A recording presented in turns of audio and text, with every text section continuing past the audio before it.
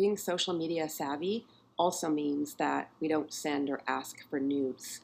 I think you know that this refers to what adults call sexting, the sharing of sexual photos using text or social media.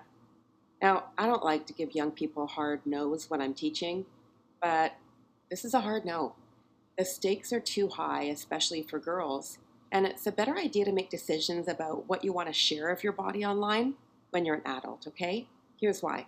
When you send a nude, the recipient takes control over your privacy. And we also know there's another one of those double standards when it comes to sharing nudes. What's interesting is that people often assume that nudes are shared only between boys and girls, but we know that all genders send and receive nudes. We know from research, too, that it's typically girls who send the nudes while it's boys who receive them. If a guy shares a nude that was sent to him, he's a stud. There are no repercussions for requesting it, even if it was obtained through coercion. But the girl who sent the nude could be branded as a slut, regardless of her reason for sending it. Remember that sharing a nude of someone else without their consent is against the law in Canada and many other countries. Remember that sending a nude of yourself without consent from that recipient sexual harassment, and that someone who truly cares about you would never pressure, coerce, or blackmail you to do something like that.